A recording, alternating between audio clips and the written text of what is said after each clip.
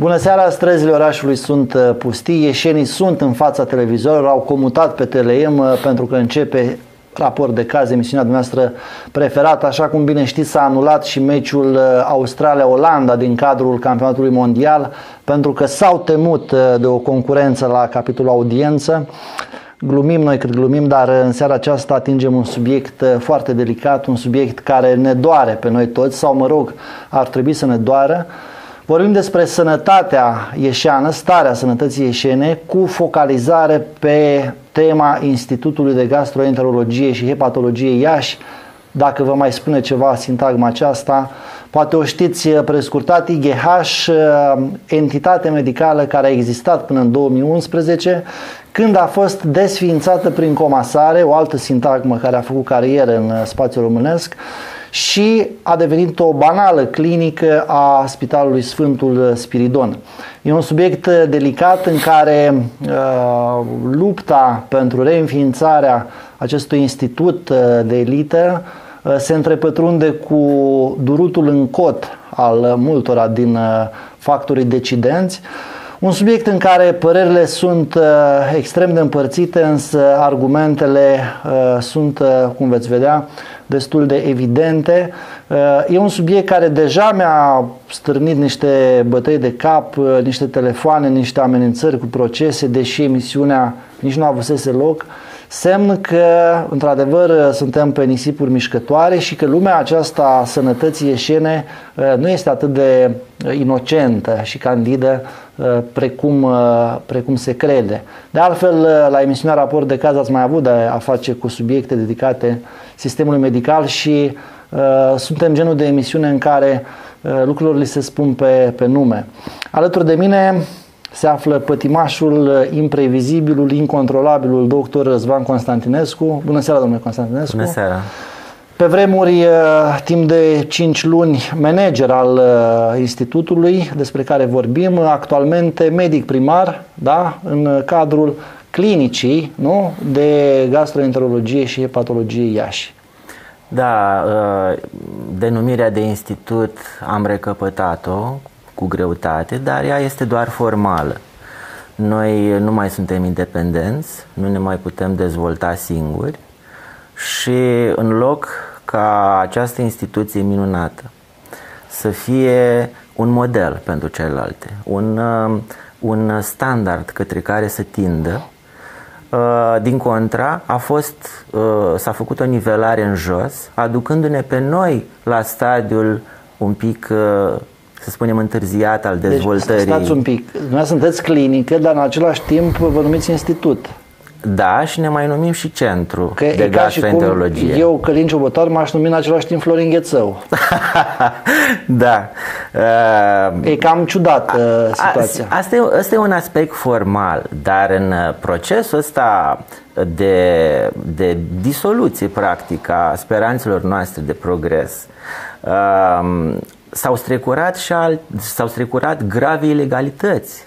Și eu am arătat că hotărârea de guvern 85 din 2011, prin care s-a comasat Institutul de Gastroenterologie cu Spitalul mare, Sfântul Spiridon, și cu micul spital Sfântul Ioan din Copou,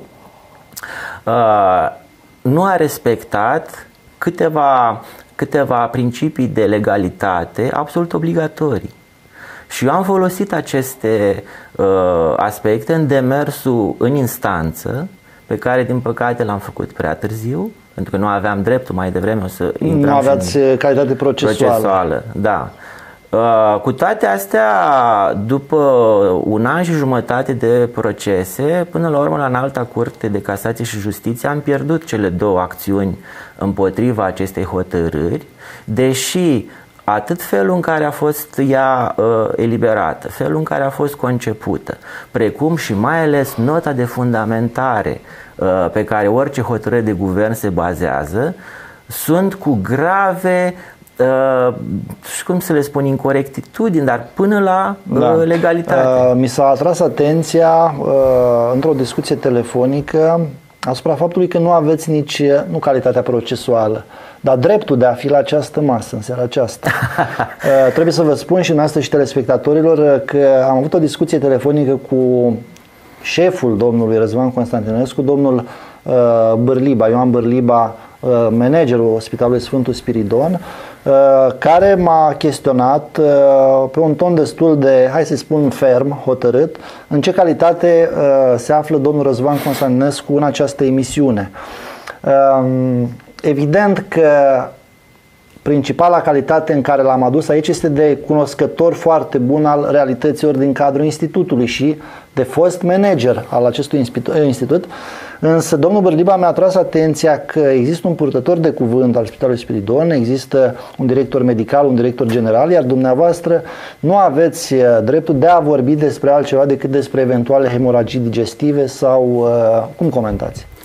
Păi, este ca și cum, să spunem, Grecia ar anexa Macedonia și cei care s-ar opune acestui act ar fi considerați nepatrioți. Păi, tocmai eu lupt pentru instituția mea care a atins niște standarde și chiar dacă dumnealui se consideră șeful, dumnealui are un complex de superioritate față de cei care știu carte, un pic ciudat. Și adică insinuați că domnul Bârliba nu știe carte? Nu, poate ști chiar și dumnealui știe altfel de carte, noi știm altfel de carte. Dar ca manager cum vi se pare pe ansamblu? Aș fi subiectiv în domeniul ăsta. Pentru că îmi dau seama că frustrările dumneavoastră actuale ca apartenent al unei clinici din cadrul Spitalului Sfântul Spiridon ar putea fi generate de un deficit de management din partea managerului, pentru că dacă ar fi lapte și miere la Sfântul Spiridon, n-ați mai fi nemulțumiți. Adversarii ideii mele că această comasare a fost în detrimentul bolnavilor și nu în beneficiul bolnavilor, mereu mi-au spus, dom'le, ceea ce spui tu că s-a înrăutățit, pentru că sunt lucruri grave care s-au deteriorat, deci față de condițiile pe care le aveam, sunt cauzate temporar de un management defectuos. Bun. O fi și asta, deși eu am demonstrat că oricât și Bill Gates, dacă ar veni la Spitalul Sfântul Spiridon, nu ar putea, din cauza că este un colos foarte greu de gestionat, cu pierderi peste tot. Și noi oricum i-am propus domnului manager Ioan Bârliba săptămâna viitoare să vină la această masă și eventual să dea o replică la cele spuse de dumneavoastră, dacă va considera necesar, dar și să explice situația concretă în care se află Spitalul Spiridon. De ce să venim separat? Venim împreună. Eu îl asigur de întreaga mea înțelegere. Asta am înțeles că e în drum spre București. Are un motiv întemeiat, eu îl aștept oricând. Domnule Constantinescu, dincolo de politică, de declarații formale, cine credeți, acum după 3 ani când putem discuta la rece, cine credeți că a vrut și de ce a vrut, nu știu, eliminarea aceasta din scena națională a institutelor de elită a Institutului de la Iași? Domnul Ciubotar, eu n-aș vrea să intru în teoria conspirației. Da, știți? Da. Cu nume și prenume și CNP. Ei, nu chiar așa, pentru că știți, când faci niște acuzații trebuie să ai dovezi. Da. Și eu am acuzat mereu, drept care am și avut dovezi mereu. Și atunci, eliminând teoria asta a conspirației care se conturează faptul că în țara asta tot ce e bun trebuie distrus. Da, a vrut-o politicul sau medicalul? Ambele. Și mă surprinde un pic întrebarea, da, cred că am făcut o clasificare. Este vorba în primul rând de prostie. Pentru că dacă aș incrimina o intenție malefică, atunci mi s-ar spune, da, spitalul din Sulina, de exemplu, de ce a fost închis? Aia este chiar prostie crasă. Lași oameni la care se ajunge foarte greu fără asistență medicală. Da. Chiar dacă era precară, dar era ceva. Acolo e și o formă de tentativă de crimă, dacă e să gândim în termeni duri. Prostia asta are două ramuri, să spunem.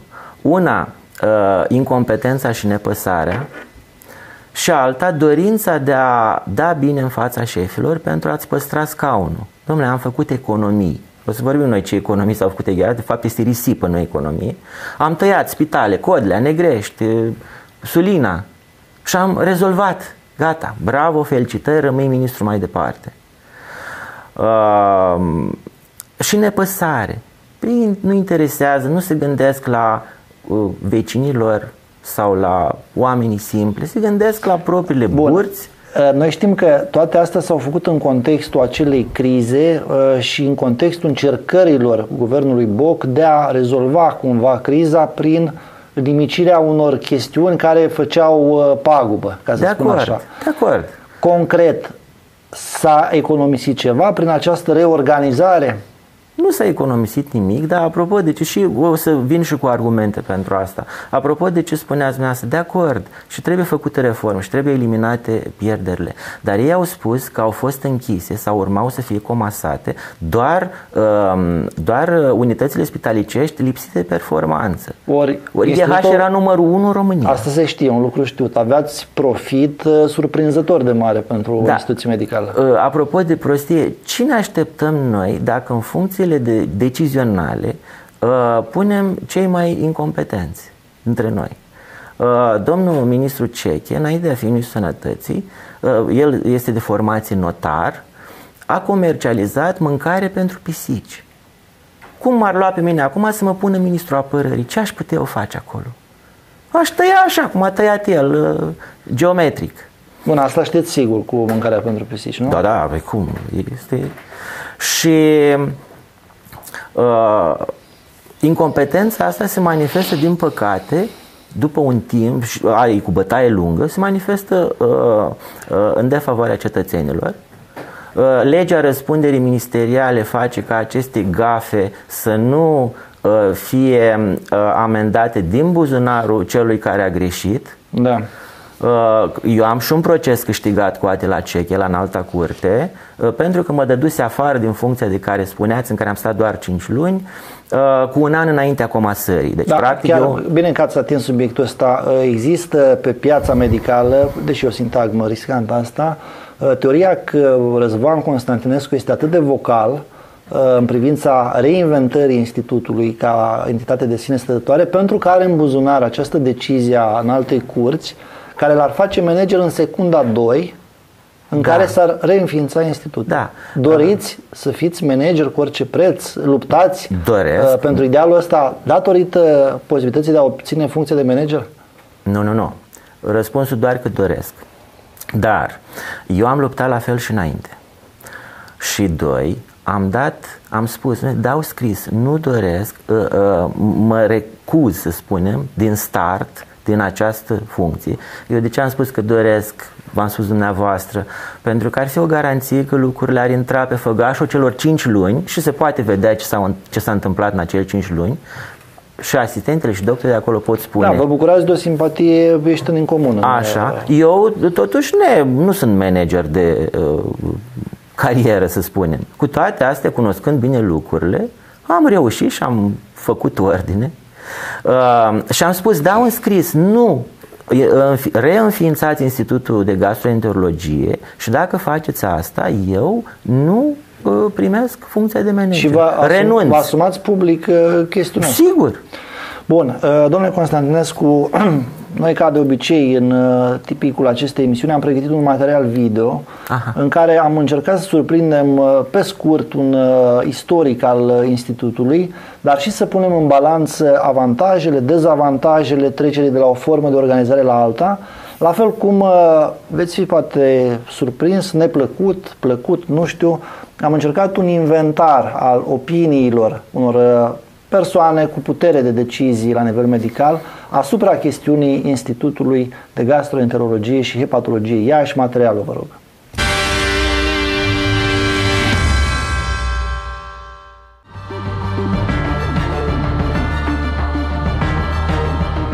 Vă mai amintiți Institutul de Gastroenterologie și Hepatologie Iași, cunoscut și sub prescurtarea IGH, a luat ființă în anul 2003, a cunoscut mărirea și decăderea. A ajuns institut datorită sprijinului politic al unor reputați specialiști care s-au și înregimentat în diferite formațiuni pentru a avea suport parlamentar. IGH a decăzut tot datorită politicii. În 2011, la pachet cu unități insignifiante din localități izolate ale țării, IGH a fost desființat. Nu total, ci prin absorpție. Practic s-a reîntors de unde a plecat, sub tutela Spitalului Sfântul Spiridon. La acea vreme ni se spunea că astfel Iașiul va deține o unitate de cea mai înaltă clasă ce va reuni aproape toate specializările medicale. Mai mult se invocau economii uriașe la bugetul de stat prin reorganizarea personalului. În practică, toate măsurile acestea s-au dovedit nimic altceva decât o teribilă harababură ale cărei victime au fost de avalma pacienții și cadrele medicale.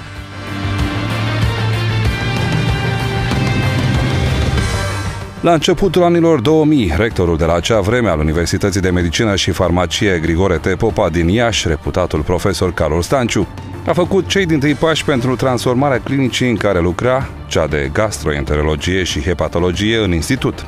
A găsit sprijin politic, dar și financiar, pentru că imobilul ce adăpostea clinica era o ruină văruită, în care pereții cădeau dacă un corp de mobilă era împins mai tare către zid. Paturi din fier, linoleum ferfenițit pe holuri, toalete ca vai de capul lor. Profesionalismul cadrelor medicale era însă impecabil, iar acesta a fost unul dintre marile argumente ale profesorului Stanciu. În anul 2003, Adrian Năstase, premier pe atunci, a emis o hotărâre de guvern echivalentă cu certificatul de naștere al institutului. Cu cel puțin 20.000 de pacienți pe an, cu o mortalitate aproape de zero, dar cu rezolvare de cazuri complexe, IGH a obținut an de an fonduri importante în urma contractului cu Casa Județeană de Asigurări de Sănătate. De necrezut, pentru sistemul medical public românesc, la IGH se obținea chiar și profit, câteva sute bune de mii de euro anual. Au urmat nu doar superprofesionalizarea personalului, ci și investiții în dotări sau modernizarea saloanelor. Vechile camere, în care erau și câte 20 de paturi, s-au transformat în saloane micuțe, o rezerve, toate dotate cu televiziune, frigidere, aparate de aer condiționat. Tâmplăria Termopan a luat locul vechilor tocuri stricate din lemn ale ușilor și ferestrelor, ba au fost amenajate până și balcoane. Viitorul suna tot mai bine. Urma să se refacă și vechea clinică de dermatologie, clădire monument istoric pentru a cărei reamenajare era nevoie de 80 de milioane de lei. S-au întocmit repede toate planurile posibile și s-au obținut avizele necesare, inclusiv de la Ministerul Culturii. Primii bani, 10 milioane de lei, au și venit, doar că n-au mai fost timp să fie cheltuiți. La scurt timp a urmat dezastrul. O decizie surprinzătoare a ministrului Sănătății, Ciochiotila, din guvernul Boc, cerea intempestiv desființarea ori comasarea mai multor spitale. Deși renumit centru universitar, Iașul s-a văzut pe lista neagră a reformei în sănătate alături de orașe mult mai mici, precum Tulcea sau Târgu Frumos. Printr-o singură semnătură, Spitalul de Urgențe și IGH au trecut în administrarea Spitalului Sfântul Spiridon. La scurt timp, o palmă sonoră cădea pe obrazul Iașului. La Cluj era înființat un institut regional de gastroenterologie și hepatologie. Ce se comasa la noi, se năștea la alții.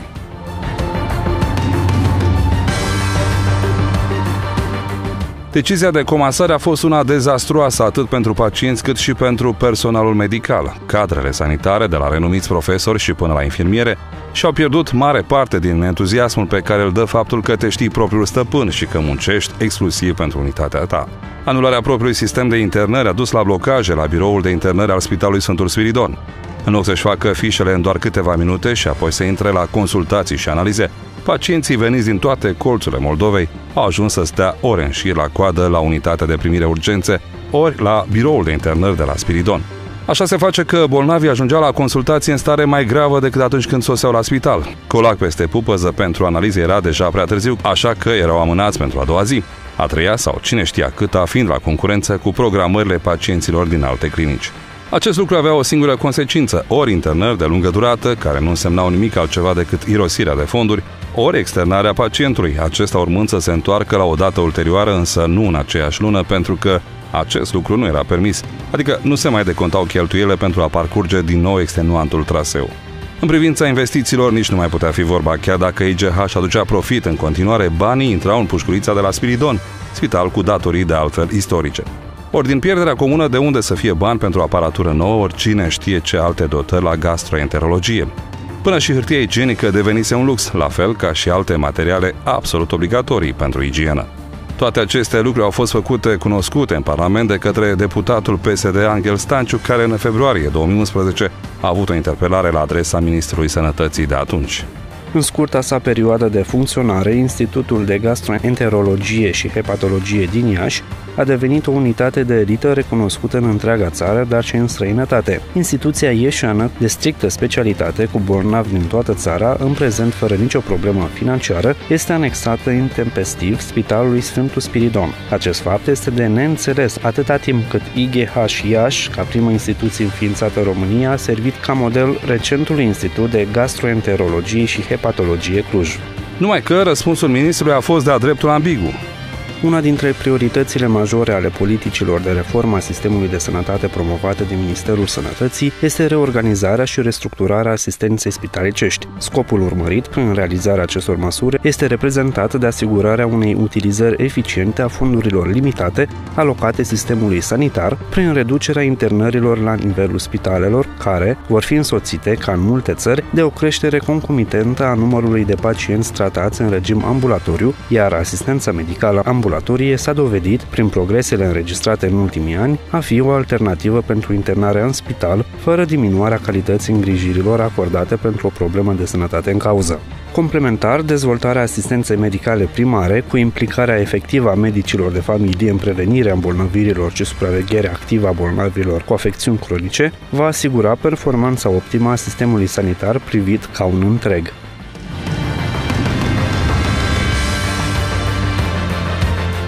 Pe 25 octombrie 2012, premierul Victor Ponta, pe atunci și ministru interimar al Sănătății, a dat asigurări într-o ședință de guvern că Institutul de la Iași se va reînființa, la fel ca și Institutul Inimii din Târgu Mureș.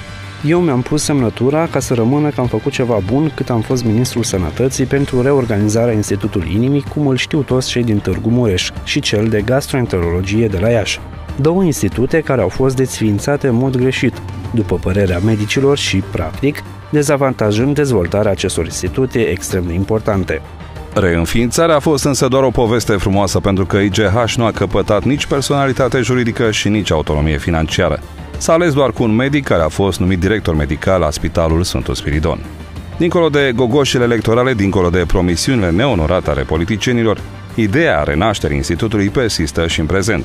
E drept că unii dintre cei care altădată ar fi luptat pe baricade pentru transformarea în realitate a mărețului vis s-au cam blazat. Or fi ajuns la concluzia că luptă cu morile de vânt? Nu cred că e nici momentul de discutat nimic despre institut, pentru că nu știm în ce e cu el. Dacă aș ști, nu știu. Aveam nevoie de așa ceva, desigur, când am avut nevoie, dar acum, cum să vă explic și eu? Sigur că aveam nevoie, uite, enorm, ne gospodăream singur. Dar credeți-mă că nu cred că în momentul ăsta vreo persoană din această clinică mai dorește altceva. Abia ne-am revenit, abia ne-am obișnuit cu ideea, abia reușim să funcționăm cât putem noi.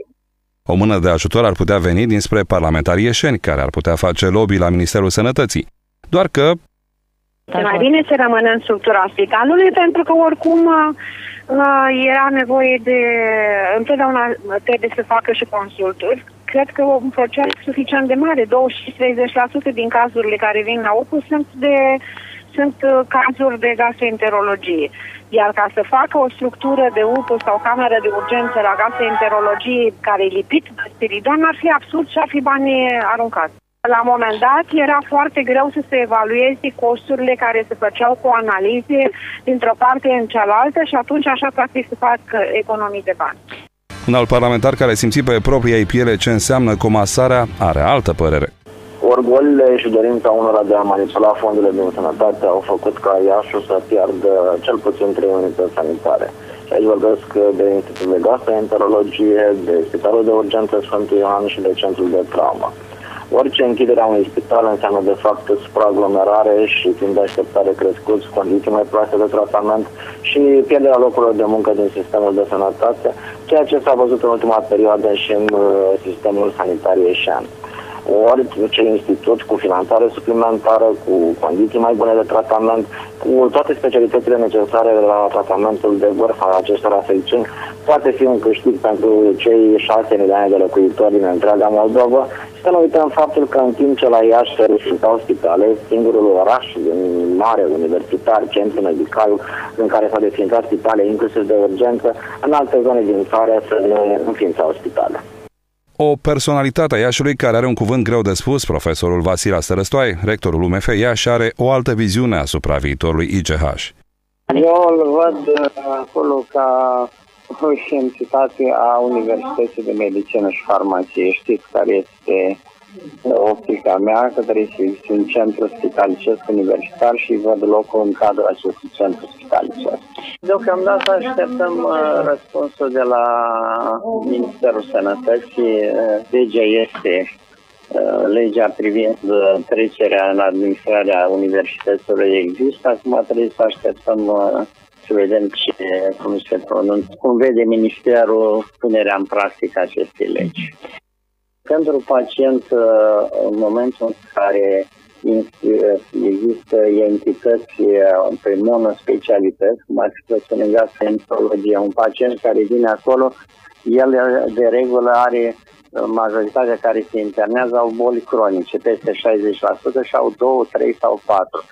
De aia ideea, care nu este nouă, care am lansat-o a Centrului Spitalicesc Universitar. Un pacient trebuie, în momentul în care îl rezolvă aici, trebuie să rezolve și de inimă, trebuie să-l rezolve și cu ficatul, cu stomacul, cu etc. Trebuie să-l rezolve și cu diabetul, deci el trebuie să fie echipă integrată, mai ales pe bolile cronice, care totuși reprezintă peste 70% din mortalitate. Și încât singura soluție este a le uni pe toate în cadrul unei entități în care pacientul să beneficieze de îngrijiri fără să-l rezolvi parțial. L-ai rezolvat pe gastroentero, pe urmă îl internezi la cardiologie și rezolvi pe cardiologie, pe urmă îl transferi în altă parte. Deci pacientul n-ar trebui să sufere astfel de agresiuni birocratice. Ce va fi, nimeni nu știe. Cert este că cea mai proastă variantă pentru IGH e actuala postură de secție a Spitalului Sfântul Spiridon. Cel puțin așa spun pacienții pe care în momentul de față birocrația îi îmbolnăvește și mai rău. Și pentru cadrele medicale situația este dificilă. Comasarea nu a însemnat nicio economie, dimpotrivă. Asistentele sunt obligate acum să alerge după aprobări ca să obțină medicamentele necesare celor internați, asta în cazul fericit în care există în stoc. Probele ce ar trebui să fie analizate sunt plimbate dintr-o parte în alta, iar programările la investigații trebuie făcute cu ceva timp în urmă.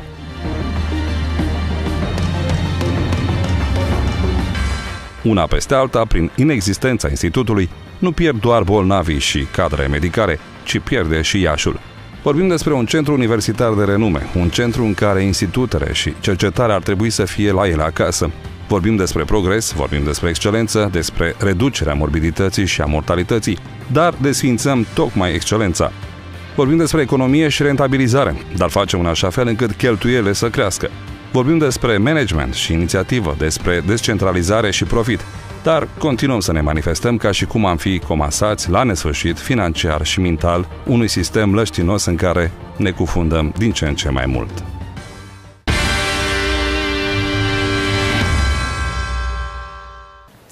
Da, din nou în direct discutăm despre sănătatea ieșeană, dar cu focalizare pe subiectul delicat al Institutului de Gastroenterologie și Hepatologie Iași. Alături de mine doctorul Răzvan Constantinescu. Domnule Constantinescu, citez din șefa de clinic de la Gastro, doamna Anca Trifan. Nu cred că în momentul ăsta vreo persoană în această clinică mai dorește ceva.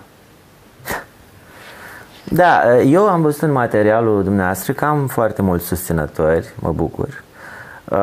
Și de fapt eu într-un singur am încredere în profesora Stărăstoaie, care mi-a promis, mi-a spus, dacă un singur institut se reînființează în România, al doilea va fi al vostru. Păi da, s-a reînființat Institutul Inimii. Da, drept care își va ține cuvântul. Eu așa am înțeles. Bun, da, ați văzut teoria dumnealui despre institutul ăsta, e că ar trebui să fie orientat către UMF. Da, toți medicii din clinicile ieșene, cel puțin la noi, 100%, sunt și cadre universitare, e bine să fie integrate, dar acolo, sub această tutelă academică a universității, să ne reunim ca entități distincte, cu management distinct, sigur, armonizat în final de managementul universității, ca să putem să progresăm în felul ăsta. Bun, senzația mea, și vă spun la modul cel mai onest, e că dumneavoastră aveți un fel de romantism, un fel de idealism. Romantism revoluționar. Revoluționar, mă rog. Mai e cineva la ora asta în institutul formal, denumit așa, gastroenterologic, care împărtășește opiniile dumneavoastră? Da. Vocal nu. Pentru că a existat o atmosferă timp de 15-20 de ani în care opinia personală era anihilată, Așa, cum v-a sunat domnul economist Bârliva să vă spun în ce calitate vorbesc eu, nimeni nu avea calitatea de a vorbi. Ori eu, când am venit mai întâi director medical și după aceea manager pentru o perioadă scurtă, am schimbat aceste lucruri, astfel încât orice doctor a avut voie să facă, de exemplu, tehnicile de bază în gastroenterologie nu aveau voie să atingă aparatele înainte. Și Cum adică n-aveau voie să atingă aparatele? Da, numai mari savanți, 3-4, plus eu, că aveam gura mare, aveam dreptul să facem endoscopii și colonoscopii. Din clipa în care a venit celebrul pompier manager în 2008 și eu ajutorul lui și ulterior director medical, practic eu am făcut toate. La care pompier vă referiți, domnul? Așa îi se spunea în mod peorativ. Un om foarte gospodar. Sigur. Dar e pompier sau metaforă asta? Se ocupase de activitatea de stingere a incendiilor înainte, așa cum, de exemplu, deputatul Petrică Movilă, care este în Comisia de Sănătate, este absolvent, e adevărat, după 10-11 ani de chinuri, al Facultății de Mașini Agricole. La noi așa e, punem cel de la măcelărie, îl punem la pâine și... Da, noi am încercat și cu domnul Movilă să stăm de vorbă pe subiectul acesta. E eșuată încercarea. Ne-a spus că trebuie să se gândească e bine asta. La un eventual răspuns, însă după aceea a rezultat că nu mai dorește să formuleze o opinie în chestiunea asta. O să revin la asta. Și dumneavoastră mă întrebați, dintre cei pe care i-ați intervievat, cel mai m-a întristat poziția doamnei profesor Trifan, care a fost manager în 2 rânduri.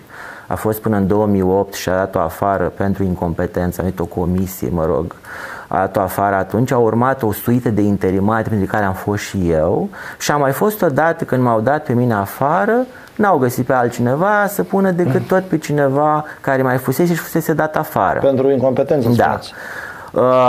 Da, chiar pentru incompetență sau așa e o răutate din partea unor oameni care aveau ceva cu doamna Trifan? Eu cred că a fost și o doză. Eu cred că a fost și o doză de răutate. Pentru că institutul a mers bine și când era dumnei manager, i-au găsit niște indicatori care, erau într-adevăr mai slabi și bun. Ce doctor are experiență în management ca să poți să-i... Dar institutul mergea bine. Au dat-o afară din cauza unor conflicte cu oficialități ale vremii. Nu ăsta e subiectul. De ce doamna Trifan? Ca și mine dumneai a dat în judecată ministerul, dar a pierdut. Eu am câștigat. Și pentru că la mine nu exista motivație. La dumneai au găsit motivația cu comisia respectivă. Mă întristează pentru că în perioada celorlalți manageri care i-au urmat, domnul Lucaci, între ghilimele pompierul, profesorul Bălan, eu, la cea mai mică modificare de aranjament, de organizare, făceau un scandal și dumnei și domnul profesor Stanciu că asta înseamnă distrugerea, o crimă, ultima lovitură dată institutului. Iar când într-adevăr institutul a fost desființat, nu au spus nimic. Doamna Trifan chiar trimitea scrisori către minister în numele colegilor, din câte știu. Da, deci eu v-am spus, nu am avut calitate procesuală pentru că nu apucasem să închei procesul anterior cu ceche. Nu orice medic poate ataca, trebuie să fi avut un rol în conducerea institutului. Astfel încât institutul a fost desființat în februarie 2011. Eu am recăpătat calitate procesuală abia în iunie. Am depășit termenul celor 3 luni. Dar doamna profesor Trifan putea imediat, a doua zi. Bun, poate nu dorește să fie șefa unui institut. Poate vrea să fie trebuia să-și dea clinică. demisia și să lase pe altcineva care vrea să continue munca începută. Nu trebuia să fiu eu. Doamna Bogdănici, ați ascultat. Da, doamna mea făcea mai confuză. Eu a fost director medical, eu sunt surprins. Este o persoană extrem de drăguță. Pe care eu vă spun că o apreciez și am o simpatie. Dar se pare că în materie de management habar n-are. Dumnezeu spune, argumente, printre altele, că nu se impune un UPU separat la gastroenterologie. Nu știi cum colaboram, eram la fel de operativi în privința asta ca și acum. Într-un minut eram cu endoscopul în UPU. Nu era nicio problemă. Nu aici e problema, colaborarea era minunată. Noi avem colegi extraordinari în UPU și în general în Spitalul Sfântul Spiridon. Din păcate toți suferă din cauza managementului, cum îi spune, de tip ceapist, colhoznic. Dar de ce îi spuneți așa, domnul? Pentru că este făcut fără să țină cont de particularitățile acestei profesii și de psihologia meseriei ăsteia medicale. Bun, în mod logic eu acum ar trebui să îl sun pe domnul manager, însă dumnealui este în drum spre București, așa încât îl invit public din nou, cum l-am invitat la telefon, să fie aici săptămâna viitoare, miercuri, și să-și spună punctul dumnealui de vedere. Domnule Constantinescu... Domnule Ciobotare, dacă aude că vin eu, nu știu, mai bine, nu mai fugi, toți fug. Spune deputatul Movilă, de ea nu a fost invitat. Să știți că domnul Bârliba a spus textual că ar fi venit, dacă nu pleca la București, ar fi venit în compania dumneavoastră. Dar câte nu auzim noi zilnic? Câte promisiuni am auzit în privința ei? Se tem de dumneavoastră sau ce se întâmplă? Păi nu fac față la argumente. Eu sunt extrem de politicos. Dar în același timp sunt neiertător cu incompetența și mai ales dacă este arogantă. Trebuie să fac o legătură. Spuneați cine a avut interesul. Faptul că și doamna profesor Trifan și domnul profesor Stanciu nu au spus absolut nimic. Profesorul Stanciu este titulul acestui institut, ca un copil, ca și cum cineva ar fi venit și ar fi răpit copilul. Să nu spui nimic este ciudat. Ca și cum ar fi venit cineva și ar fi înfiat copilul, oferindu-i o viață mai bună. Asta se poate. Pentru că dumnealui de mulți ani profesează fără să aibă actele în regulă. Bun, asta e o altă acuză gravă. Aveți probe pentru chestiunea asta? Da, sigur, dar sunt lucruri cunoscute. Deci de la 70 de ani în sus, oricine ai fi, îți trebuie o aprobare specială de la Colegiul Medicilor. Nu o are. Și de ce vă spun că e sigur? De când profesorul Bălan, închizând și dumnealui ochii în perioada în care a fost manager la acest lucru, acum plătește retroactiv salariile pe care în mod ilegal, și Curtea de Conturi a consfințit treaba asta, le-a dat domnului profesor. Și acum la ora asta domnul Balan e bun de plată, să înțeleg. Plătește, nu numai că e bun, dar e bun de plată directorul Bârliba acum. În sufletul lui, domnul Bălan poate e foarte încântat de postura asta, pentru că în eternitate vorbind, el îi oferă domnului magistru ceva. Da, are o bunătate creștinească, dar care pentru progresul unei instituții uneori nu este neapărat de bun augur. Ei, și atunci dacă toți aceștia au tăcut, mă întreb dacă nu cumva și inițierea acțiunii, pentru că eu în perioada în care eram manager și după aceea primeam zilnic, eu am peste tot prieteni și mă anunță, uite ce se întâmplă. Profesorul Stanciu, doamna profesor Trifan stăteau pe capul managerului Bârliba, faceți ceva, luați-ne. Și mă și aștept la o motivație. Eu mă apropiasem cu să spun, cercetările în arhiva actelor institutului de lucruri extrem de grave întâmplate în trecut și pe care Curtea de Conturi, precum și o comisie ministerială, le-au sesizat. Chestiuni de natură penală sau strict erori administrative? Mi-e greu să mă pronunț dacă sunt de natură penală. Nu am pregătirea necesară, deși iată, am fost forțat să fac. Simplu, erau deturnări de fonduri sau nu? Vă dau un exemplu. Studii clinice neregistrate, făcute în clinică. Asta este foarte grav. Da, e grav. Bani care trebuiau să intre în visteria institutului. S-a întâmplat ceva? A avut efecte controlate? Nu, singurul efect pe care Curtea de lucruri grave pe care le-au descoperit este această plată de către domnul profesor Bălan a salariilor profesorului Stanciu din anul 2009. Și eu însumi sunt... Bun, domnul Constantinescu, avem pe cineva la telefon.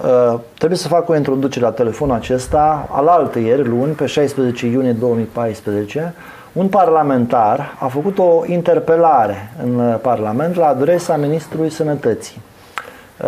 Scopul, obiectul acestei interpelări, surpriză. Institutul de Gastroenterologie Iași. De ce surpriză? Pentru că respectivul parlamentar nu este de al nostru, nu este din Iași. Este parlamentar de Cluj. Se numește Radu Zlati și îl avem la telefon. Bună seara, domnule deputat! Bună seara dumneavoastră și celor care urmăresc emisiunea. În primul rând, o întrebare firească. De unde preocuparea asta pentru IGH Iași? Elemente despre ceea ce la un moment dat s-a numit scandalul IGH mi-erau cunoscute încă de prin 2011-2012, dar în mod concret inițiativa de a face interpelarea despre care făceați vorbire a venit în urma unei discuții cu domnul Răzvan Constantinescu, fostul director al Institutului. Am înțeles. Vedeți că interpelarea dumneavoastră a deranjat multă lume aici la Iași, a tulburat un pic buna ordine și limpezimea apelor în care plutește lumea medicală de aici. Am avut o discuție cu domnul Ioan Bârliba, managerul de la Sfântul Spiridon, care mi-a spus că a pus anumiți parlamentari din Iași să vă contacteze, să vă explice realitatea și că dumneavoastră la ora aceasta regretați interpelarea făcută. Confirmați sau nu că regretați interpelarea făcută? Confirm că am stat de vorbă cu domnul director. Nu confirm că aș fi spus sau direct sau sugerat că aș fi regretat în un moment interpelarea. Dumnealui e foarte supărat pentru că ați vorbit despre Spitalul Sfântul Spiridon în termenii unui spital aflat la nivelul categoria 4-a. Care dreptate? Da, haideți să fim clari și onești.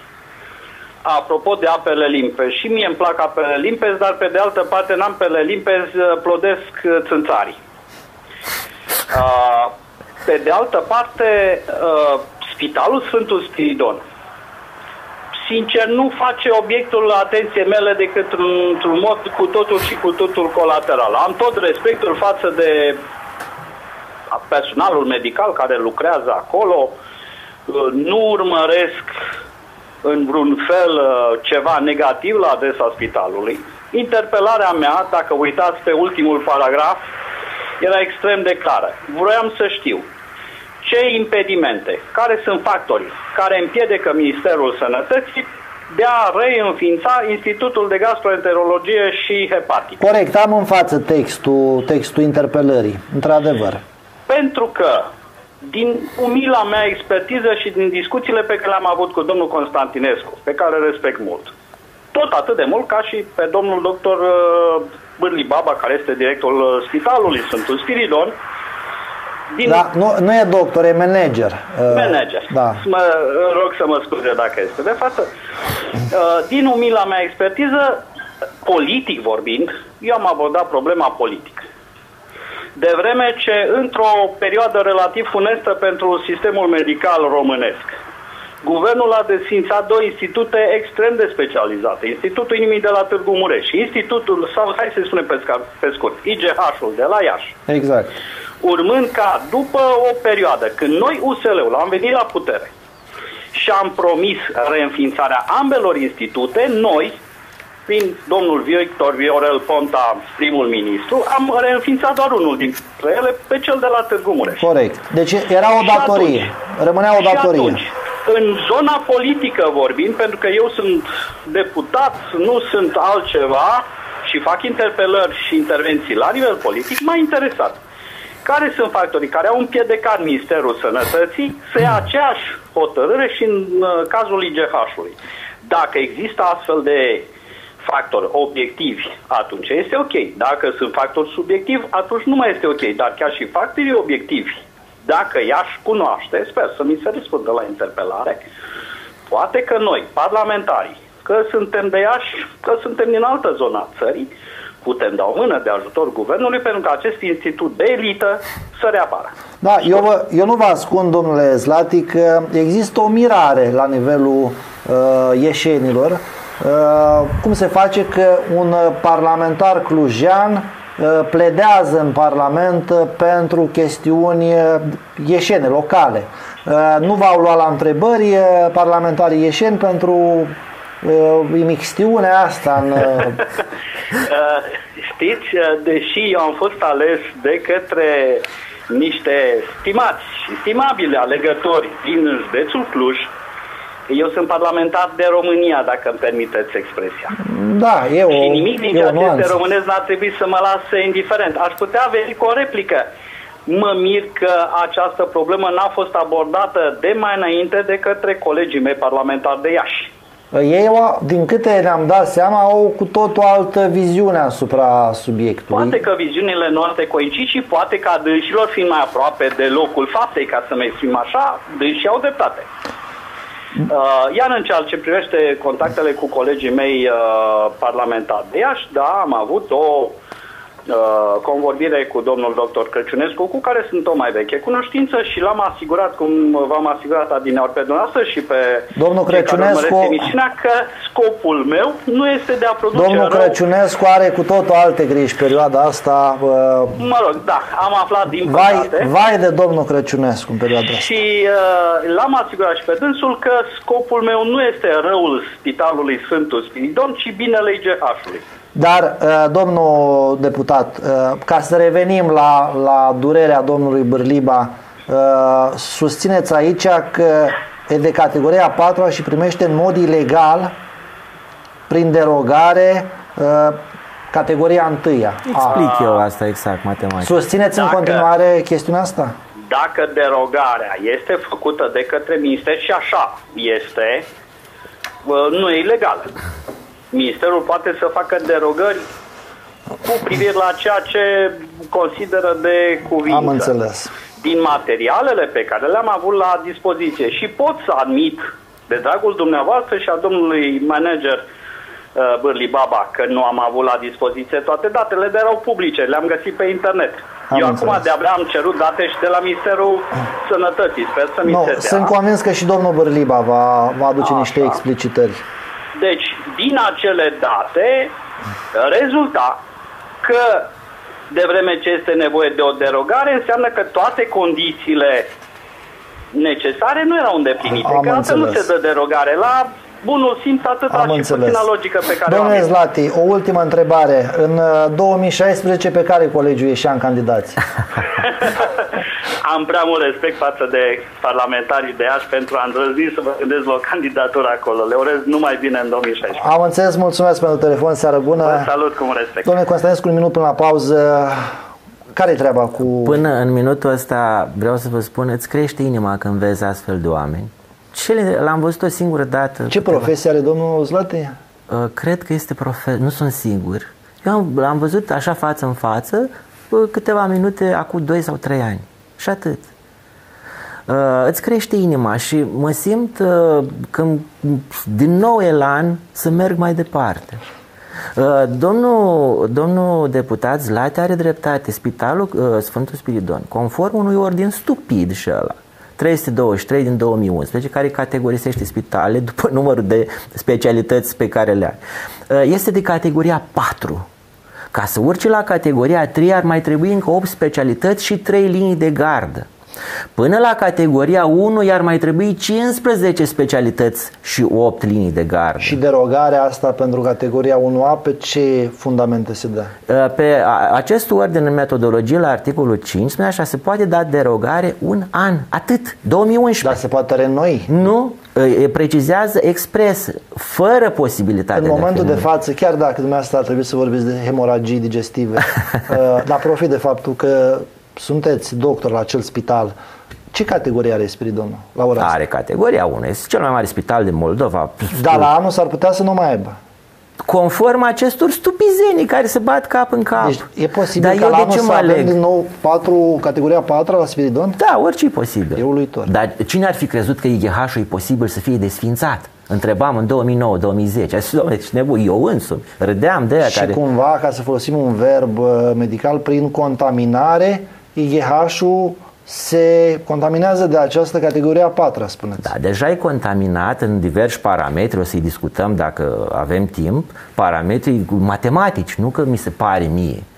Domnul Constantinescu, vă propun să vorbim de hemoragii digestive pe durata unei pauze publicitare. Da.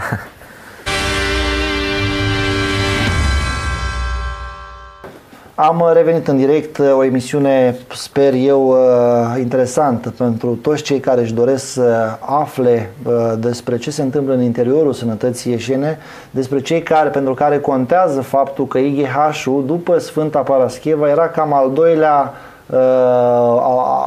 doua țintă de pelerinaj, ca să spun așa, pelerinaj medical, dincolo pelerinaj sacru. Cert este că eu sunt sucevean, sunt bucovinean, și știu că IGH-ul la mine în Bucovina era sfânt pentru toată lumea pe acolo, pentru că toți care aveau o problemă veneau aici Domnule Constantinescu, aveți o completare la... Iar acum ne facem de râs, vin oameni de la 200-300 km, ei știau că noi putem rezolva în aceeași zi tot, de exemplu pentru hepatite cronice virale, ce știți că și acum le spunem, nu putem, trebuie să stați 3 zile internat. Costuri hospitaliere aiurea, risipite.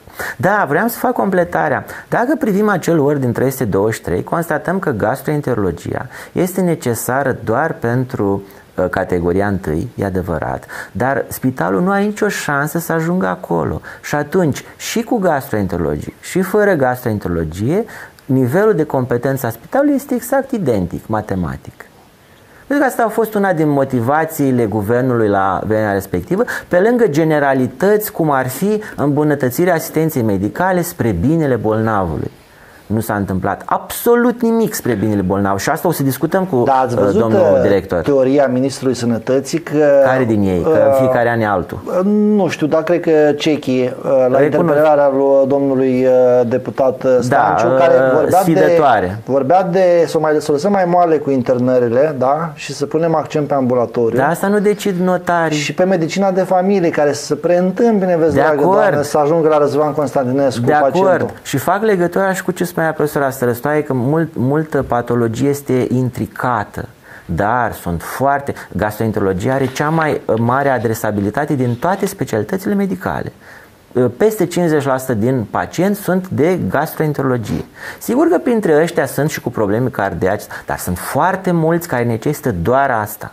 Și noi în proiectul de renovare și recompartimentare a corpului de dermatologie aveam, acum s-a distrus funcționalul respectiv, inclusiv bunker pentru computer tomografie cu pereți speciali necesari împiedicării radiațiilor și cu săli de operație, astfel încât proiectul, planul la care s-a renunțat, ca și cum nu s-ar fi muncit la el, așa cum s-a renunțat, de exemplu, la legea sănătății, la care s-a muncit o grămadă sub conducerea doctorului Cepoi.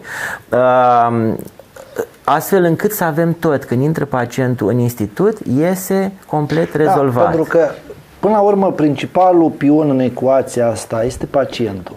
Și probabil mulți dintre cei care se uită la noi vor să știe exact, domnule, ce pierd și ce câștig dacă institutul ăsta despre care vorbește Constantinescu aici redevine unitate medicală de sine stătătoare sau dacă rămâne o clinică în cadrul unui spital mai mare. Bun.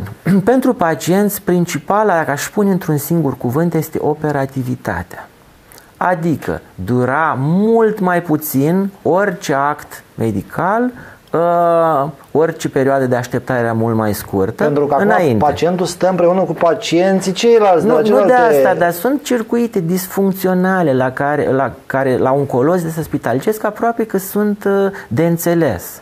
Noi aveam, vă dau un exemplu, aveam 33% cheltuieli de personal, ceea ce nu mai există în țară, toți au peste 70%.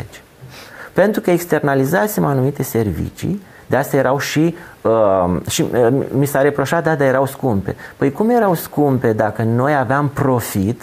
Mă rog, în medicină cuvântul e un pic impropriu. 500.000 de euro, asta înseamnă diferența între cheltuielile, între încasările de la Casa de Asigurări, că nu primeam nicăieri din copac, pe care le realizăm și acum, și cheltuieli. Gastroenterologia consumă puțin relativ, produce mult. E și o disciplină care ai tehnici, manopere. Deci operativitatea. Și o să vă dau un exemplu clar. Și al doilea... timp, rog emisia să încerce un telefon la profesorul Carol Stanciu să încercăm să aflăm și părerea lui în această chestiune. Vă rog, domnul doctor. Și al doilea este lipsa șansei de progres. Ultima dată când s-a achiziționat aparatură de înaltă performanță a fost în decembrie 2009. Întâmplător eram de 100.000 de euro endoscoape ați achiziționat. Când mai avem noi speranța să mai... Aceste, prin folosire... Dar de ce n-ați avea speranță? Pentru că nu vă lasă domnul Bârliba? Nu. Ai voie să faci investiții sau dacă ești institut și primești, conform acestei titulaturi de la Ministerul Sănătății, fonduri pentru investiții, sau dacă ești unitate, cum eram noi, și 20% din soldul pozitiv al anului precedent, iată, 100.000 din 500.000 sold pozitiv. Ai dreptul să-l investești, se cheamă fond de dezvoltare, și ai dreptul să achiziționezi aparatul, altfel n-ai voie. Păi cum să am sold pozitiv la un spital cu datorii? Ei își acoperă datoriile cu beneficiile muncii organizate și care în continuare se desfășoară în parametri înalți. Dar în continuare IGH-ul este pe profit. Nu știm că e amestecat, probabil că este. Numai că profitul ăsta nu vă mai revine, nu mai puteți folosi pentru investiții. Nu avem niciun control asupra lui. Și merge să acopere găurile negre ale Spitalului Sfântul Spiridon. Da. Așa numită autonomie financiară, care nu se regăsește în legea de funcționare a sistemului sanitar, nu s-a aplicat, că asta presupunea să fie cont separat. Dar, neavând personalitate juridică, nu există un ordonator de credit, nu ar fi putut fi folosiți acei bani decât tot cu pălăria în mână la domnul Bărliba. Domnul Bărliba, ce atitudine vi se pare că are față de IGH? Adică e un manager echidistant între copiii lui, instituțional vorbind? Nu, este favorabil IGH-ului. Deci favorizează IGH-ul? Favorizează clar față de celelalte clinici. Asta e o bilă albă pentru Nu e chiar albă, pentru că pe noi ne interesează toți bolnavi să fie bine. Dar în ce sens favorizează IGH-ul? Vă dau un exemplu. Hârtie igienică. N-a văzut nicio clinică. Noi, da. Am făcut scandale, adevărat. Ne-a redat în urma unui scandal și punctul de internare, astfel încât nu se mai așteaptă cu orele în curtea spitalului, dar a trebuit să consum multă energie. Înseamnă că totuși are o bunăvoință clară față de are bunăvoința să nu mai fie acest scandal, pentru că eu mereu îi scot indicatorii, îi arăt ce s-a înrăutățit. Și atunci se estompeze acestea, să spun, lasă, rămâne IGH așa. Uite, avem grijă în mod special. Și am mai avut și avantajul profesorului Bălan, care a reușit să mențină, să obțină aprobări, așa fiind director medical, pentru accesorii consumabili și așa mai departe la laboratorul de endoscopie. Și am avut și acest noroc. Plus că un organism sănătos, solid, este greu de ucis. Au încercat, n-au reușit. Din păcate, noi în loc să progresăm, ne luptăm să acoperim gravele prejudicii aduse activității noastre. Da, v-a dat așa o lingură de speranță premierul Ponta în perioada electorală 2012, când a spus negru pe alb, am dat și noi în materialul video, că Institutul Ieșean trebuie reînființat. Că l-a și înființat, l-a reînființat, a spus, nu că trebuie, nu era o intenție, era o împăunare. O chestie factică, dar a vorbit de o autonomie financiară fără personalitate juridică. Omul nu se pricepe ce să facem. A mințit, domnul Ciubotar, îmi pare rău. Am avut încredere. Cum au mințit, cu dreptate până la capăt, cu toate prostiile. Dar ce înseamnă autonomie financiară? Adică nu mai depindeți de bugetul mare al nimeni nu știe. Eu asta am înțeles și am întrebat. Să vă dați seama, atunci eram entuziast și să vedem, autonomie financiară, asta e un prim pas, da? Absolut nicio. Și asta l-am întrebat când a venit domnul director Bărliba în vizită la noi. El a călcat în IGH de 3 ori în acești 3 ani. Vine cu mare prudență, mai ales, uite, să nu fiu eu pe acolo.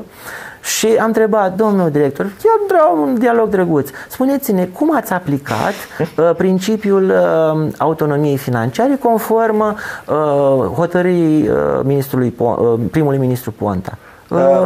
A spus că eu de fapt îi atac familia lui. O paranteză, profesorul Carol Stanciu ne transmite că nu dorește să intervină în emisiune, îi respectăm punctul de vedere. Rog emisia să încerce un telefon la domnul Gheorghe Bălan, directorul medical de la Sfântul Spiridon. Vă rog, continuați, domnule. De ce zâmbiți așa? Zâmbesc amar, pentru că nu este normal să asiști la acest dezastru. Profesoara Trifan, că nu se mai poate. Noi ne-am obișnuit și vrem așa, ne-am obișnuit cu liniște acum și nu mai vrem. Cum? Mâncau jar. Dar domnul Stanciu, de ce credeți că nu intră direct în dialog cu noi? Păi pentru că nu are argumente, săracul. Da. Ce poate să spună când accepti distrugerea creației tale? Da, credeți că în sufletul domniei sale ar vrea ca IGH-ul să recapete gloria de altă dată? Cred că faceți o referire prea abstractă la suflet sau la ce? Da. Îmi pare rău. Nu știu ce să mai cred. Bun, trec peste nuanța asta pe care o puneți în ceea ce spuneți. Ați votat cu PSD-ul, vreau să știu dacă ați mușcat momeala lui Ponta. Am mușcat-o. Am votat cu USL-ul. Oricum, nu pot să-i incriminez pe atunci ne-am certat noi doi pe Facebook sau cu altă ocazie? Da, probabil că o să ne mai certăm, dar în privința lucrurilor de interes major pentru colegii noștri, pentru familiile noastre. Da. Vom fi pe aceeași baricadă, nu contează Domnul Gheorghe Bălan nu răspunde la telefon.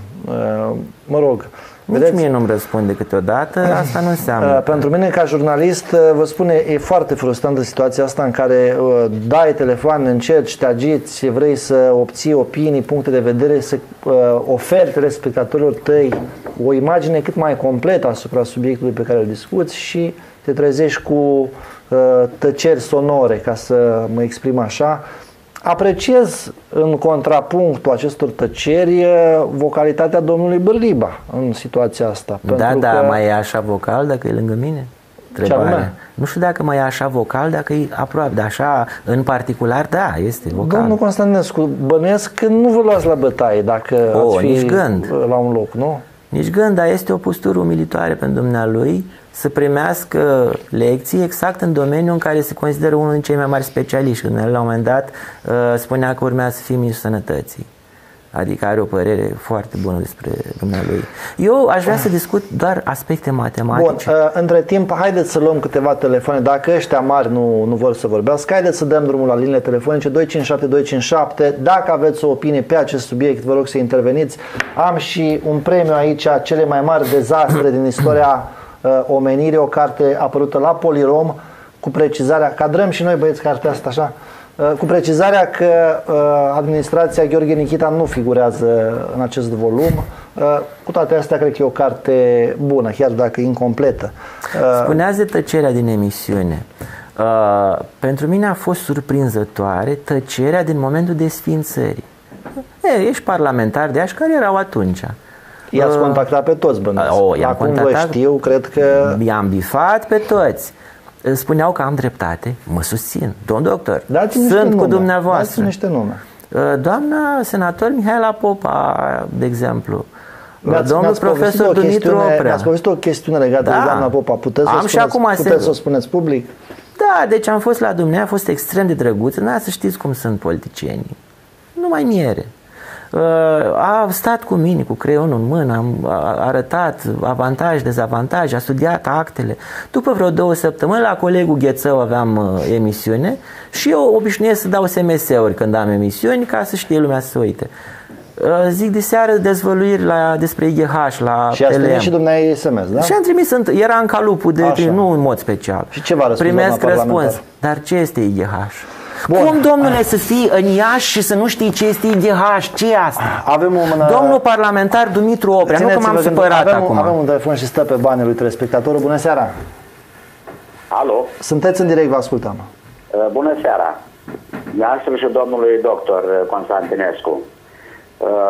Sunt un fost pacient, Agafi îmi spune, un fost pacient al Institutului de Gastro. La momentul respectiv eu am făcut interferon, așa, ținând cont că era institut, am obținut aprobările foarte, foarte repede. Așa. Acum, pentru o internare, am încercat să mă mai internez, să verific exact, adică evoluția bolii. Așa, e foarte greu. Domnul doctor, așa, mă cunoaște personal, dar nu mai depinde din lui. Te trimite de la, exact cum se spune pe românește, de la Ana la Caiafa. Te duci la ăsta, cum se cheamă, la Spiridon, pentru aprobări, pentru fel de fel. Și asta nu numai eu întâmpin. Toți pacienții cu care am discutat, am stat, reveniți, domnul Agafie, așa, reveniți, nu pot, nu asta. Deci, domnul Agafie, dumneavoastră sunteți unul din cei care au nostalgia vechiului institut. Da. Am înțeles. Ca o părere personală, de ce credeți că nu se dorește reînființarea acestui institut? Păi, din discuțiile pe care le-am auzit, adică am văzut emisiunea noastră, în primul rând este de ordin politic. Așa, iar din al doilea rând, adică părerea mea personală, nu se vrea ca acești, cum se cheamă, acești doctori tineri care asta, adică să aibă loc și să aibă, cum se cheamă, în structura medicală. Eu asta cu motivele politice eu nu înțeleg, pentru că dacă aș fi politician, aș face pe dracu în 4 să rezolv problema, ca după aia să vă cer voturile pentru chestia asta și să vă spun, domnul Agafie, votați-mă că v-am rezolvat problema. Da, nu. Bun, ați sunat primul, deci ați câștigat această carte. Nu știu de ce mi-au dat mie și nu lui Florin Ghețău să dea cartea cu cele mai mari dezastre din istoria omenirii. Vă așteptăm la sediul TLM, la secretariat, să o ridicați. Bine, vă mulțumesc. Multă sănătate, domnului doctor, și multe succese îi doresc. Mulțumesc și mulțumim. Și să avem din nou institutul. Asta doresc și toți pacienții cu care am discutat, exact asta au spus. Adică suntem o catedrală din asta, cum se cheamă, a Iașului, și nu avem un institut. Alții au, noi nu putem. Da, mulțumesc și eu. Un centru universitar care vorba aceea și toți medicii buni vorba aceea au plecat totuși de la Iași, că știm toată treaba asta. Bun, mulțumim. Dumitru Oprea. Da. Am luat un exemplu, un parlamentar PNL, doamna Mihaela Popa, mă rog, la ei greu, azi PNL, mâine complicat, așa. Domnul Dumitru Oprea, cu care am lucrat pe vremuri la defunctul PLD, se chema, cunoaște foarte bine, lui m-a chemat. Și zic, uitați ce s-a întâmplat, fiind la momentul în partidul guvernământ. Da, zice, vai, nu pot să cred, nu mai înțeleg nimic. Păi dacă nu înțelegi nimic, domnule profesor, stai acasă, domnule. Lasă pe altul care înțelege. L-ați votat la primărie sau nu? L-am votat la primărie. Bun, mai luăm un telefon. Bună seara. Să trăiți, bună seara, domnul. Foarte pe scurt, vă rog, că foarte pe scurt. Cinste domnului doctor, îmi place de dumnealui, de ținuta dumnealui, nu are în asorteu costumul cravată din aia orange, mob și alte culori. Da, se îmbracă în verde, are niște tentative ecologiste. Da, eu m-aș bucura să vă placă ideile și cum le susțin, dacă am sau nu dreptate, asta vrem să clarificăm. Domnule doctor, aveți perfectă dreptate, dar știți cum e, pestele se curăță de la coadă și sunt pute de la cap, așa mai pe românește, pe moldovenește. Aici o vină mare. O vină mare, pentru că noi la Casa de Sănătate nu avem adevărați profesioniști, adevărați profesori, doctori în domeniul ăsta numit medicină, care să cunoască într-adevăr medicina generală, plus la direcția sanitară, cum se mai cheamă. Pe scurt, vă rog. Deci, vă doriți sau nu institut? Domnul Călin, ați văzut de la Parhon, cu institutul de boli cardiovasculare, ați văzut domnul Tinică, domnul Dumnezeu să-l ierte pe domnul profesor Georgescu, cum au încercat să ridice un pic capul și să facă ceva. Au intrat cu mascații la 7 dimineața în sala de operații, Domnule profesor, eu am avut ocazii pe domnul Cândea, directorul Institutului Inimii, l-am cunoscut personal, domnul general doctor, militari. Nu-i atâta mâncărime cât e aici la noi în Iașul ăsta. Păcat că avem profesori, avem doctori de excepție. Domnul Cihodaru ridică problema bețivilor, că trebuie să-i facă, domnul altul doctor, domnul profesor Oprea, mari, apropo de cum spunea distinsul dumneavoastră, invitat domnul Călin, domnul Movilă, absolvent al facultății de mașini agricole sau mai știu eu și Dumnezeu, la 12 ani după ce au ajuns la București. Am avut atâția mincinoși acolo care au stat pe banii noștri. Am reținut, din păcate, ne presează foarte mult timpul. Rușine, distinsul domn profesor Stanciu la Freiburg, în alte orașe din lume asta. Doamne, dar ce telespectatori inteligenți și informați am. Înființează instituții, face fel de fel, ne duce faima ca țară. Cu cine țineți? Cu Australia sau cu Olanda? Eu țin cu fotbalul, domnul Călin. Păi dar văd că vă uitați la mine acum. Nu, e 2-1 pentru australieni, nu vă faceți probleme. Mulțumesc, stau liniștit viața. Mulțumesc tare mult, o seară bună și succes, domnule doctor. Existența mea poate continua liniștit. L-am sunat pe domnul Gheorghe Flutur atunci. Extrem de politicos, domnule, cât vă respect, nu mă cunoaște, nu știu de unde mă respect așa tare. Zice, dar politica domnului Boc este fără întoarcere. ca drumul. Este vom face tragediile grecești care sunt... Da, era dramatic, era și o voce frumoasă, așa profundă. Și zice, vom face regionalizare, asta se întâmplă în 2011. Nu s-a mai făcut nicio regionalizare, nimic. Institutul a rămas desfințat. Nimeni nu răspunde. Aveți o părere foarte bună despre foarte bună. Nu ați apelat la el? A făcut lucruri extraordinare pentru România. Și mă bucur că pot spune asta, pentru că din punct de vedere personal relația este proastă. L-am ajutat într-un moment greu și mă așteptam măcar să mă asculte. Tot la fel mi-a spus, nu facem pași înapoi. Păi dar ce desființare îi pas înainte, domnul secretar de stat?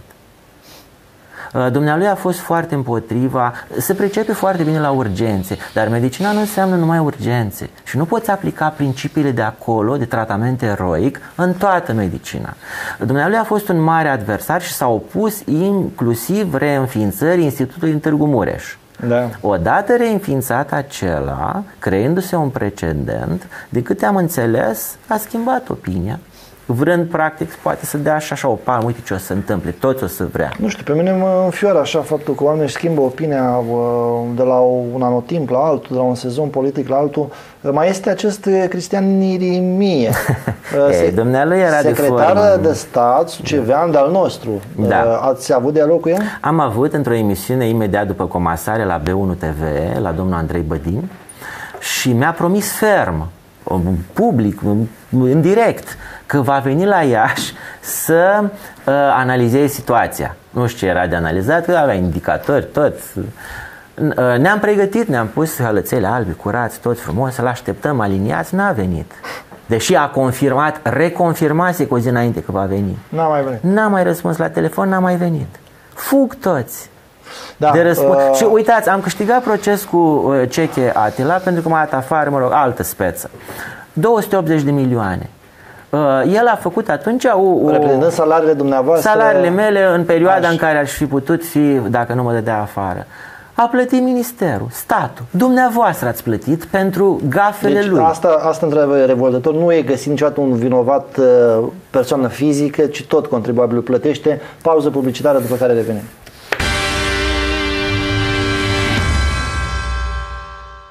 Da, am ajuns în ultima parte a emisiunii.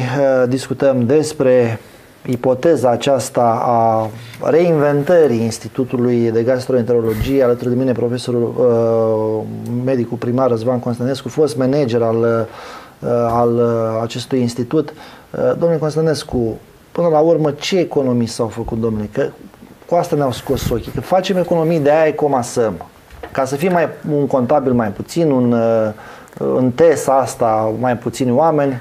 Da, asta cu economiile este una din cele 3 minciuni care au stat la baza motivației și a notei de fundamentare. Nota de fundamentare conține și lucruri aberante, science fiction. Numai asta și-ar trebui să facă nulă hotărârea de guvern. Bun. Printre care cea cu economiile. Noi aveam un staff administrativ pe scurt, dacă mai avem un telefon, 5 persoane maxim, care au fost redistribuite în alte unități sanitare. Deci nu au fost disponibilizați. Nu. Primesc salarii tot de la din fondurile casei de asigurări, tot din decontări. Și atunci dar eu arăt că este risip. Asta e singura economie, altă economie n-am văzut decât că ne mai întârzi cu medicamentele. Da, spunem bună seara. Bună seara. Vă ascultăm pe scurt că ne presează timp. Pe scurt, eu sunt de acord cu reînființarea Institutului de Gastroenterologie pentru că e o formă superioară prin care se pot accesa fonduri, tratamente, investigații și așa mai departe. Dar aici, ceea ce spuneau și au spus alții, nu știu ce efect are. Aici ar trebui să intervină alte instituții, chiar spitalul Spiridon, colegii medicilor. Dar spitalul Spiridon pierde bani dacă institutul devine autonom. Dar dar dacă o să mergem tot timpul că pierdem bani sau nu știu, vorba, nu o să ajungem nicăieri. Noi trebuie să ne interesează forme, organizatori superioare, prin care să îmbunătățim calitatea serviciilor către oameni. Dom'le, dar poate nu avem înclinații spre superior, poate ne place așa, zona asta mediocrității, merge și așa. Da, noi discutăm, dar înființarea unui institut e o chestiune care pur, nu că numai politic, e o problemă tehnică, de investiții, de dotări de acolo. Pentru că noi chiar așa... Nu ar costa nimic. Acest institut este necesar, dar am spus că noi trebuie să intervină în altă parte, chiar și la primărie, și la Consiliul Județean. Am înțeles, uite, asta chiar e o întrebare bună pentru domnul Constantescu. Mulțumesc că a fost ultimul telefon de această seară. Ce ar presupune, domnul Constantescu, reînființarea? Presupune costuri, niște milioane de euro? Într-o lună de zile punem la loc totul. Îmi imaginez acum ce bijuterie de farmacie aveam, cum arăta. Spuneai că ești... Și acum este o cameră sordidă cu țevi ieșind din pereți. Aia o facem într-o săptămână. Ar mai trebui angajări făcute? Nu. La nivel contabil, aveți contabil la ora asta? Da, asta ar trebui. Nu contează atât timp cât noi folosim doar bani pe care oricum îi luăm de la Casa de Asigurări. Deci așa, când s-a tăiat 25% din salariile cadrelor medicale, minciună, nu s-a făcut nicio economie. Banii aceia oricum intrau în contul spitalului. Nici nu știu dacă aveți calitate de bugetar, dacă e să discutăm... Da, acum este o discuție să fim scoși din... Da, mă rog, asta e. Spuneam de cele 3 minciuni care au stat la bază. Una, categoria 1, am demontat-o. N-are cum să aibă categoria 1 decât cu derogare. Deci, și dumneavoastră sunteți la ora asta un medic de categoria 4. Da, bine, nu e același lucru. Ordinul este stupid, este o încadrare aberant, făcută într-adevăr de niște contabili. Iată de ce nu-i bine să se amestece meserie, de ce nu-i bine să fie manager un economist. Măcar în România, poate în Germania, da, e mai bine. A doua minciună. A doua minciună, deci una cu categoria, a doua cu economiile, a treia cu îmbunătățirea calității actului medical. Și eu am o grămadă de exemple de deteriorare a actului medical. Vă spun doar parametrii ăștia economici. Asta e o afirmație gravă din partea unui medic care vorbește de deteriorarea actului medical. Da, sigur. Păi un pacient care în loc să fie rezolvat în 3 zile stă 3 săptămâni. Se reflectă asta în rata mortalității?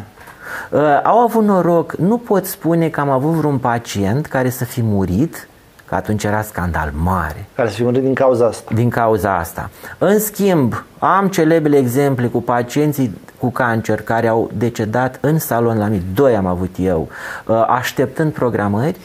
Domnul Lăzărescu. În loc să fi petrecut acele 2-3 săptămâni cu familia, ultimele lor 3 săptămâni, stăteau în spital și așteptau să le fac eu computer tomografie, pe care puteam să o fac altă dată într-o zi. Așteptăm biopsia 2 săptămâni, care dura 3 zile.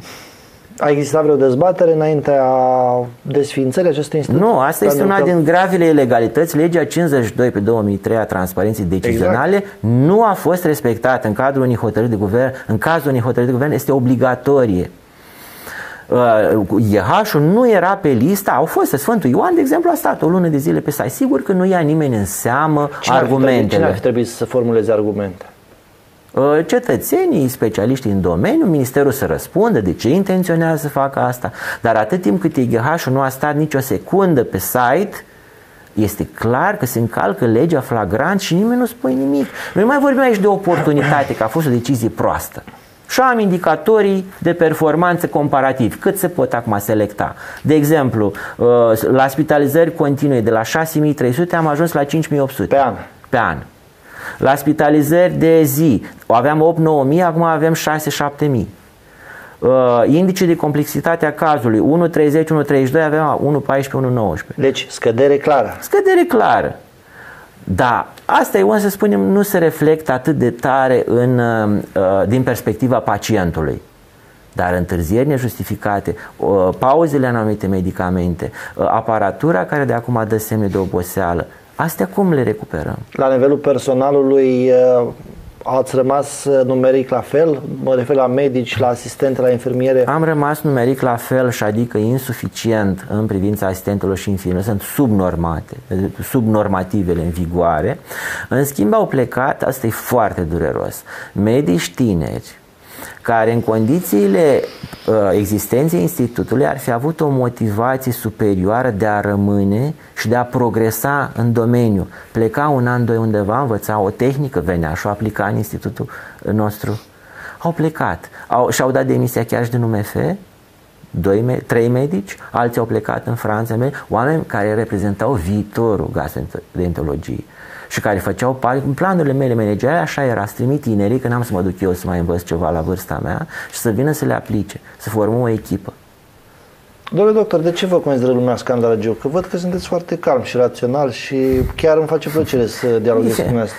E o aură pe care cei care n-au argumente mi-au creat-o. Sigur, fiind sigur pe ceea ce spun, eu vin cu argumente matematice. Normal că sunt mai ferm, am și eu așa un pic, fiind singur, trebuie să mă încurajez cumva.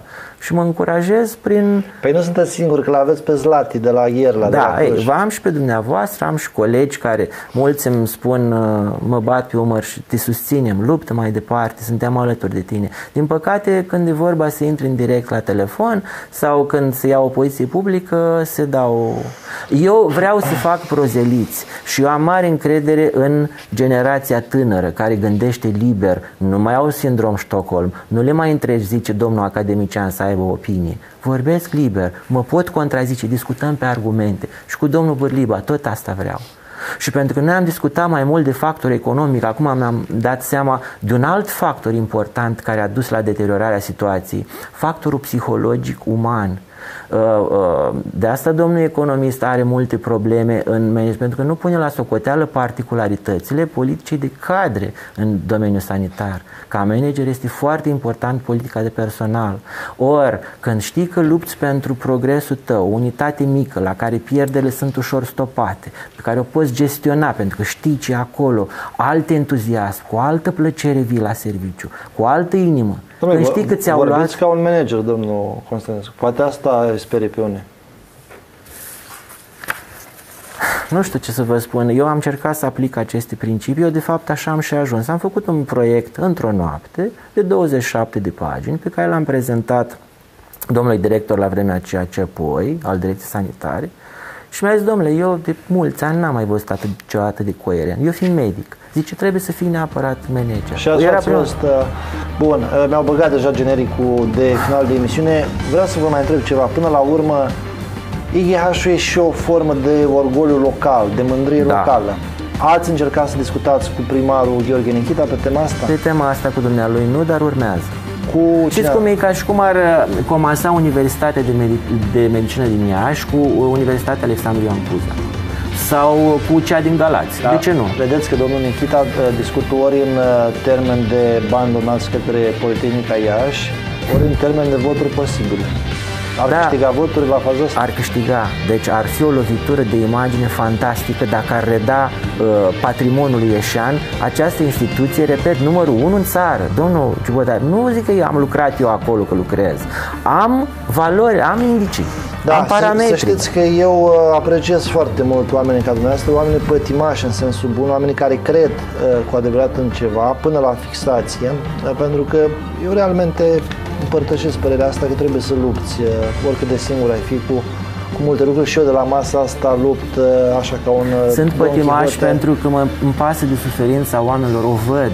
De asta sunt pătimași. Dacă ar fi vorba de fotbal, n-aș fi așa pătimaș. Da, am înțeles că Olanda conduce deja, ceea ce ne modifică în chip esențial destinele. Mai știu, mi se spune că străzile Iașului se repopulează. Emisiunea Raport de Caz se termină aici. Mulțumesc domnului doctor Răzvan Constantinescu. Mulțumesc. Miercurea viitoare, foarte posibil ca la această masă să fie managerul de la Sfântul Spiridon, domnul Bârliba, care să ne explice viziunea lui managerială, dar și relația pe care o are cu opozanți, precum opozanți cu minți, aș spune, precum doctorul Răzvan Constantinescu. Deja m-am lungit foarte mult. Are acum matematica, îi dau și bibliografia, să aibă ce studia o săptămână. Am înțeles, o seară bună, vă dorim.